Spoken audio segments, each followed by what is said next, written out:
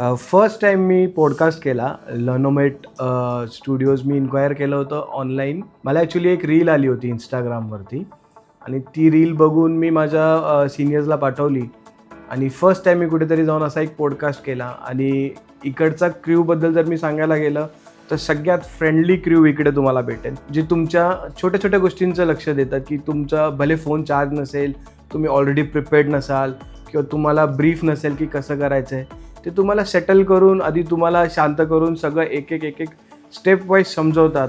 त्याच्यानंतर ते तुम्हाला ॲश्युअर करतात की तुमचा मेकअप ठीक आहे, तुमचं लाईट्स बरोबर आहेत. आणि त्याच्यानंतर तुम्ही बसल्यानंतर पॉडकास्ट जेव्हा करायला आपण बसतो तर ते पॉडकास्ट ॲक्च्युअलमध्ये कसं दिसणार आहे, म्हणजे जर तुम्हाला नंतर असं फील नको व्हायला की अरे हे मी आधी बघायला पाहिजे होतं, की हे चुकीचं आहे, माझे केस तर बरोबर दिसत आहेत की नाही. आणि ह्या सगळ्या बारीक सारीक गोष्टी ते आधीच प्रिपेअर करतात. सेकंड गोष्ट, एवढा सपोर्टिव्ह क्रू आहे की भले आपला किऑस असेल तरी ते सगळ्या गोष्टी सांभाळून घेतात, नीट हाताळून घेतात.